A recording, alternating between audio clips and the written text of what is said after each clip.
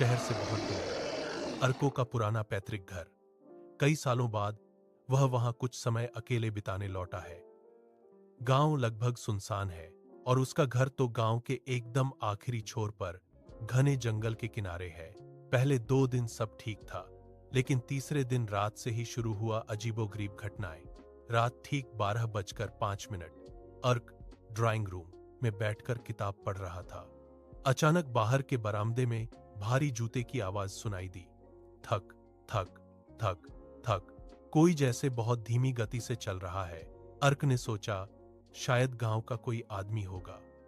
उसने दरवाजा खोला और बरामदे में गया, लेकिन वहां कोई नहीं था। सिर्फ ठंडी हवा और झिंगुरों की आवाज थी। वह कमरे में लौट आया और दरवाजा अच्छी तरह से बंद कर दिया। कुछ देर बाद अर्क बाथरूम में मुंह धोने गया।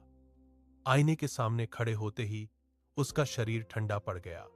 आईने में अर्क के पीछे एक धुंधली छाया खड़ी थी। लंबे बाल, पहने हुए एक जर्जर साड़ी। अर्क तेजी से पीछे मुड़ा, लेकिन कमरे में कोई नहीं था।